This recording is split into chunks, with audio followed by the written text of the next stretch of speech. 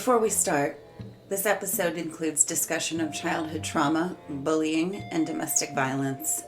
I'll never go into graphic detail, but some of what I talk about may feel heavy or familiar in uncomfortable ways. If at any point you need to pause, take care of yourself first. If you're struggling or something in this episode hits close to home, you can reach the 988 Suicide and Crisis Lifeline by text or chat at 988lifeline.org.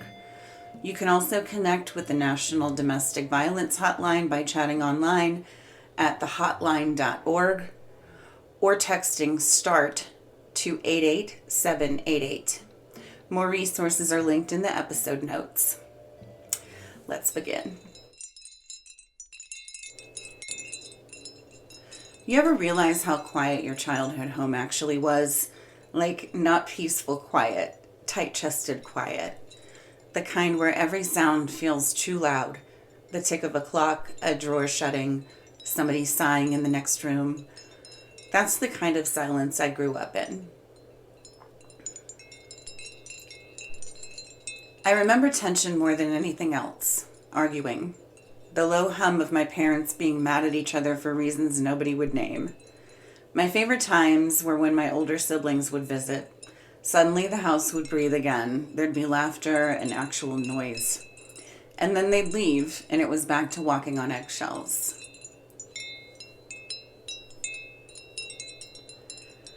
I have this picture burned into my brain. My mom at the kitchen table in the middle of the day. I was 8 years old. The sunlight was coming through the window, bright enough that the whole room felt still. She was holding one of those old airmail envelopes, the white ones with the red and blue stripes along the edge. She opened it, read it, and then she started to cry. It was the letter telling her that her mother had died back in Germany. It was one of the only times I've ever seen my mom cry out of sadness. I was confused, afraid, and had no idea what to do or say. It was just the two of us in the house. I wanted to help her, to say something, but I froze. She sat there in that bright kitchen, tears falling quietly, and then she folded the letter, tucked it away, and went back to her day. That moment sums up my family dynamic better than a lot of things I can tell you. Something big happens, whether it's death, heartbreak, or illness, and the responses keep moving. Don't talk, don't ask, and don't cry. As a kid, I didn't have the words for it. I just knew that asking questions got me snapped at, and crying made my dad very angry. We don't talk about that. It was not advice. It was a household rule. I learned fast that curiosity was dangerous. I learned to keep my face neutral, to swallow questions, to stay out of the way when emotions started leaking through the cracks. Looking back, that's probably when I started collecting information quietly, paying attention to patterns, remembering details other people tried to erase. It's funny how the same instinct that kept me safe as a kid is what turned me into the family historian later. Sometimes silence wasn't quiet. It was loaded. I remember being about 8, half asleep when the phone rang late at night. My mom worked nights and the house was dark. The answering machine picked up, the caller hung up, and then they called right back. When it rang again, I got out of bed and went into the kitchen, standing in front of the answering machine. When the beep sounded, a man's voice came through, heavy breathing, repeating my mother's name, saying, "I want your fucking love," over and over. I froze. My dad was asleep in the next room, deaf in one ear and sleeping on the good one. He never heard it. I just stood there, tiny kid, heart racing in my Care Bears nightie, afraid to even breathe. When my mom came home later, I heard her press the button and play the messages. I had to hear it all over again. Then she woke up my dad. There were whispers, confusion, a police officer the next morning, a new phone number later that day. When I asked what had happened, I got brushed off. The usual. The fear just sat in the air like it became part of the furniture, part of our house. But even in all that silence, I found ways to speak without words. My imagination became my best friend. I wrote little plays, lip-synced concerts on the porch, read every book I could find, and played Pioneer in the woods. Those moments, alone, unfiltered, were the only times I felt like me. Eventually, I started to realize other families were different. They took trips, they had traditions, ours didn't. Holidays felt like waiting out a storm. It was the kind of loneliness you can't name as a kid. You just lived inside of it.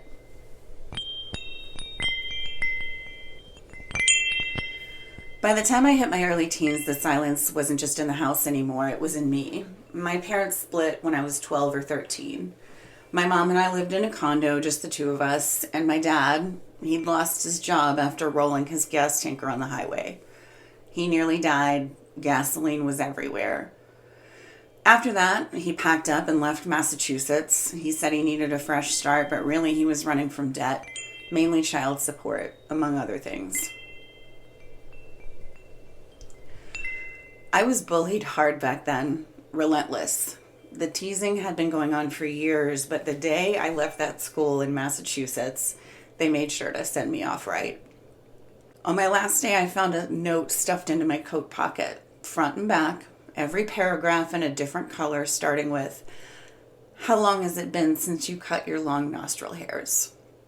It was their goodbye gift. I'd come home crying about it constantly, and my parents didn't have much to say. That silence again. This is the first time I've ever talked about that out loud, even to myself. The hair thing, the body shame, it sounds small, but it was brutal. That's actually a big reason why I became an esthetician later, so I can help people who feel self-conscious about body hair. It stuck with me that deeply. The worst part, a lot of the people who made fun of me were my friends. At least that's what I thought they were. They'd laugh with me one day and at me the next. That kind of thing doesn't just hurt you, it rewires you. You learn to keep your guard up even when someone's being kind. And it wasn't just that. It was our economic status. My school clothes were from Marshalls. My hair never looked right. I just didn't fit the mold. I was such an easy target. That's what I was carrying when my mom said we were moving. I wanted escape more than anything. When my parents got back together, my mom and I joined my dad in South Carolina, Spartanburg to be exact. It felt like another planet. The humidity, the accents, the way everything slowed down. In the beginning, I remember being impatient, just waiting for people to finish a sentence. I thought a new place might mean a new version of me, but you can't outrun silence. You just pack it differently.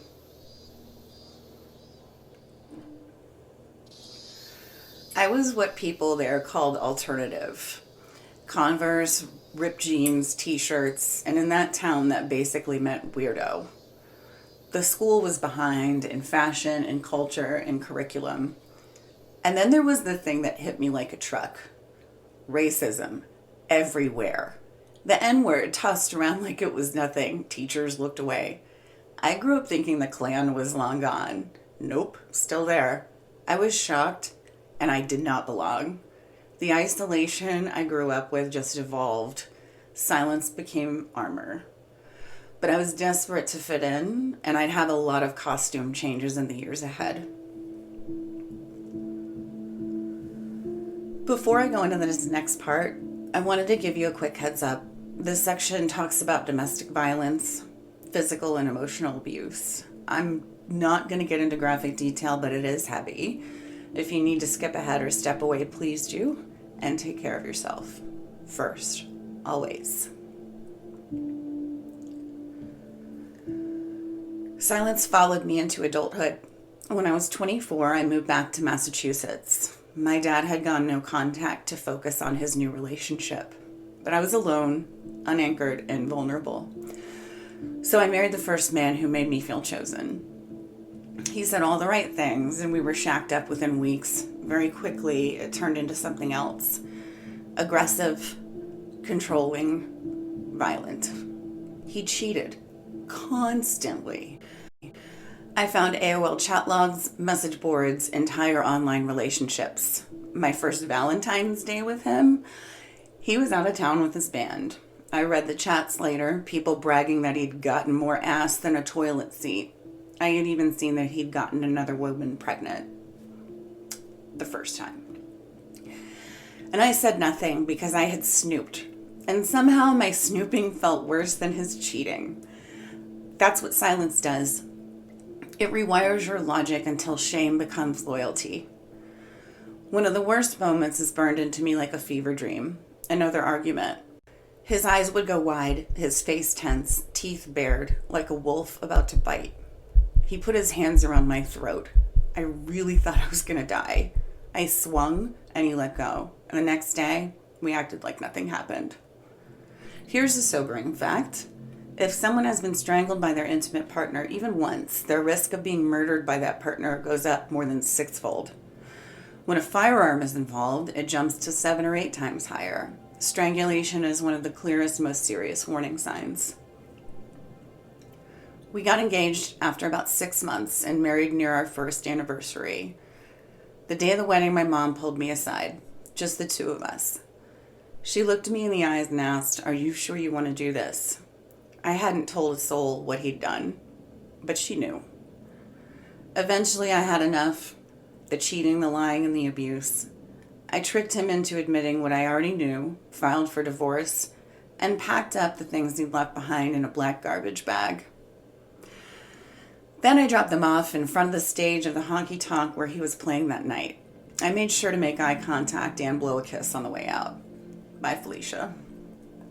That marriage didn't break my voice, but it did erase it for a minute. Once the noise finally stopped, I could hear the silence again, but this time I wanted to understand it, why my parents were the way they were, why pain felt inherited. The curiosity is what sent me down the rabbit hole of family records, ancestry sites, and archives.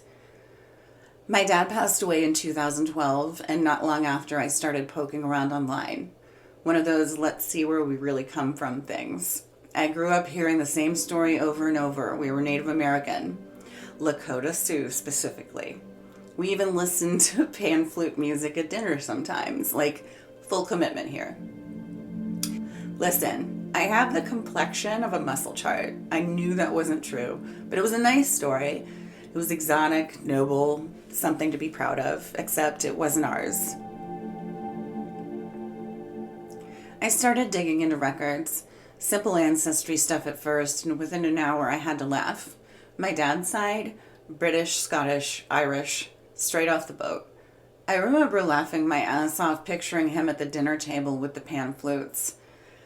I also felt pretty validated, but it didn't stop there, because when you start finding real stories, it's hard to stop. There was an ancestor lost at sea in Nova Scotia, gone without a trace. Then I stumbled onto William the Exile, my 10th great-grandfather, a Scottish political prisoner sold into indentured servitude after the Battle of Worcester. Generations later, one of his descendants, William Monroe, my cousin, ran the Monroe Tavern in Lexington and crossed paths with Paul Revere on his midnight ride. He was guarding John Hancock and Samuel Adams that night. I visited the Monroe Tavern a couple of years ago. I walked through the rooms where he had lived and worked. It felt electric, like touching a live wire straight to the past. And for the first time, I didn't feel like that family oddball. I felt like I came from a long line of misfits who stood their ground. That's when it shifted from hobby to obsession. What started as prove the family myth wrong turned into what else don't I know? Especially on my mom's side, the German side. Her memory's always been foggy or maybe just selective, and I wanted to fill in what she couldn't or wouldn't say. Once I started translating old church records and civil documents, it was like kicking open a locked attic door. I didn't realize how deep it ran until years later, when everything in real life started echoing what I was finding in those old records. I'd been tracing stories of loss, exile, mental breaks, and quiet suffering, and at the same time, my own family was falling apart in real time. It was like history was repeating itself, just with smartphones and therapy bills. One of my brothers had gone off the grid, living out of his car in the desert, convinced he was being hacked, stalked, and doxxed. I tried to get him help. I even brought one of his letters to the FBI. While they cleared him as not a threat, but that didn't mean he wasn't in danger, at least from himself. I remember thinking this is what silence does when it mutates. When generations keep their pain locked up, it doesn't disappear. It ferments, and eventually someone explodes. I flew out there to Joshua Tree, trying to help him. Hot wind, desert stretching out forever, me and my oldest brother trying to fix something that broke long before we were even born. And that's when the bubble popped. My siblings and I don't share both parents, but we share the same blueprint. Different chapters, same script. I'd spent my whole life being compared to them, told I was too sensitive, too weird, too emotional, and yet I didn't implode. I was the one who talked about mental health, who finally said something out loud. I wasn't the broken one. I was just the first to stop pretending. That realization hit me hard. I started seeing the patterns everywhere, and how my parents handled emotion, and how my mom's memory blurred when things got painful, and how my dad's anger was really just fear in disguise. The silence wasn't protection, it was poison, and the antidote was curiosity, the same thing they tried to silence in me. That's when the Family Tree Project turned personal. It wasn't about names anymore, it was about survival maps. Every generation has its version of don't talk about it. My job is apparently to start talking. Somewhere between genealogy sites and therapy sessions, I got diagnosed with complex PTSD and ADHD. And for the first time, it all made sense. 46 years old, finally understanding why my brain never fit. Not just in my family, but in the world. And weirdly, that made everything click. Because once I started looking at my ancestors, really looking, I saw the same restless, obsessive energy. The ones who rebelled, who disappeared, who wouldn't shut up even when they should have. I wasn't the family oddball. I was the latest model in a long line of misfits. And instead of hiding it, I decided to build something with it, this podcast and these stories. Living my life for peace instead of performance. This is me saying the quiet part out loud. I want to know what happens when someone finally breaks the pattern of passing it on. When the dust settled, what surprised me most wasn't the anger, it was the grief. Once the bubble popped, I could finally see my family for what they were. Not villains, not saints, just people doing the best they could with broken tools. The silence didn't start with my parents. It came from people who lost wars, crossed oceans, buried children, watched countries burn. When survival's your only goal, feelings become a liability. My dad learned to not talk because his parents didn't. My mom learned to keep secrets because in post-war Germany, you survive by keeping your head down. So yeah, they passed that down to me. But what they didn't count on was that the world would change. That one day curiosity wouldn't get me punished. It would get me answers. I'm sad for them, honestly. Sad that they never got comfortable talking about the hard stuff. Sad that connection scared them more than conflict. But I'm also grateful because their silence gave me something to push against. It taught me what not to do. Somewhere between DNA matches and old German birth records, I stopped just chasing names. I started listening for echoes, the emotions hiding between the lines. I found defiance, grief, and resilience. I found rebellion that looked a lot like my own. And I realized I'm not the weird one, but I'm the one who finally decided to say it out loud. That's what this season is about. What happens when someone finally breaks the silence instead of passing it on? Each episode, we'll walk through one branch of the tree and see what was hidden there. The discharge that nobody mentioned, the marriages that rewrote women's lives, the lies that protected and destroyed at the same time. But this isn't just genealogy or gossip. It's about echoes.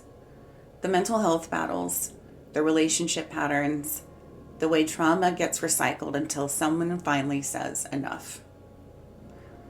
These aren't just stories about the dead. They're stories about the living, about how their choices shaped who we are, and how ours might finally break the cycle. If you've ever felt like the truth in your family is sitting right under the rug, this one's for you. And if you're the one who finally starts asking questions, welcome. You're not alone here. If you connected with any of what I've shared today, or if you're living in something that sounds too familiar, you don't have to do it alone. You can reach the 988 Suicide and Crisis Lifeline by text or chat at 988lifeline.org, or the National Domestic Violence Hotline by chatting at thehotline.org or texting START to 88788. You can find these links and more resources in the show notes. Thanks for being here, for listening, and for caring about stories that aren't always easy to tell. Next time I'm taking you back to a main character, my paternal grandfather, and the piece of paper that cracked the silence wide open.